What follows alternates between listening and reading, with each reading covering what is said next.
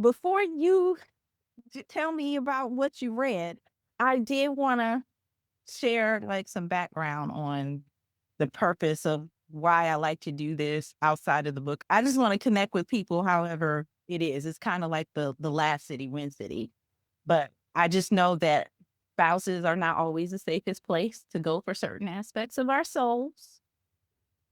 I get angry, I get lonely, and I need a mature relationship that I can talk to someone with, that to tell the things that my spouse can't handle. And so that's what I call the red flag conversations or the red Mhm, flag journal.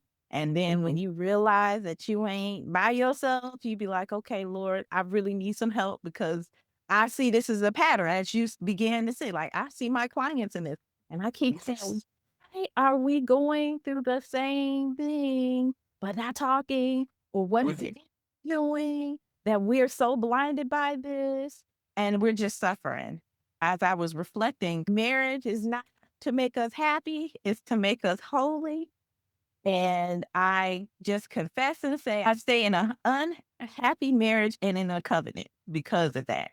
And I had to change my beliefs and thinking to do that because I wanted to be happy. I wanted to have that cute marriage. And that cute marriage came with some flesh and all that. Is like, no, the covenant marriage says you will have trouble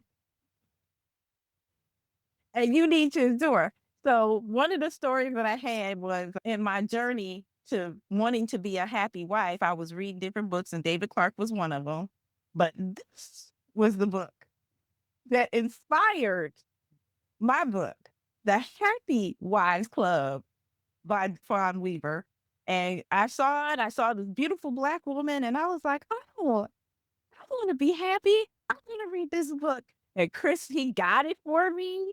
And I started reading the book, and everything I was reading, I was getting angry. I was like, no, no, that is not me. I think somebody needs to write the Angry Wives Club book. I want to be a place for wives to get their soul and their hearts clean, to be okay, to say what's on their heart, but lay it at the feet of Jesus. And now we know how to deliver it, but we got to walk through the progressive thing of sanctification. We can be delivered, but we got to keep doing those steps. And the cities are actually the steps for me that I said, oh, okay, Nag City, is where I can get stuck in, or I can be like, oh, my response is my responsibility. Mhm. And city, I can get stuck in there and be like, oh, no, that's a distraction. The enemy don't want me to do that. Or I never make it to Passion City because I'm going round and round in like an infinite loop in Nag City and Set City. Passion City Farms is where my good thing is. Like, what, God, what did you want me to do? Where's my joy? Because you can climb the ladder of success and find out, I already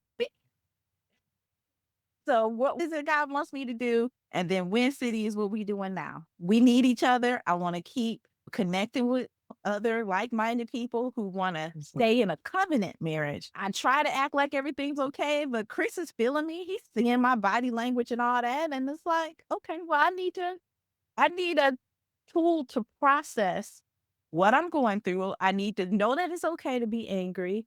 And I need to dig deeper into why that is. And that's what the journal allows me to do because when you write it out, you get to find the lies.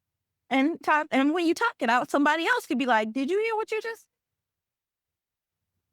So I'm just creating that environment so wherever people are to stop thinking they need to be happy, give them permission to be angry, and do what God told you to do. Focus on Him. And when I Amen. walked through the journey, I just saw that I didn't have things in the proper priority. I was trying to love my husband, please God, and I was putting myself last. And then after this, I was like, nope, I need to please God, love myself, and respect my husband. And one of the coaches I went through, she was just like, yeah, respect is unconditional. And finances put conditions on my respect. It did that. And I'm still walking Mm. through the sanctification process. Do we need to put some word on it? Because it hit me too. And I was like, what? The church that I go to, he always talks about we can live in three ways. We can live in the culture's way, we can live in the church's way, or we can live in the kingdom's way, the third way. And I think respect is earned, is culture way.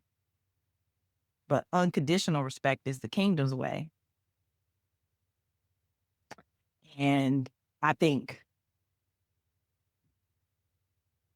the things that people say, you act like you come to church and you smiling, then you in the parking lot cussing each other out.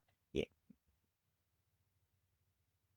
So, but again, it's a process. I ain't perfect in it. And that's kind of the first chapter, like going through my revelation that as a carnal Christian, I needed to start putting God first and learning how to walk in the spirit. I needed to learn to start calling on God for help because my way is to fight. And God is like, vengeance is mine. Right. Well, I just wanted to give you that background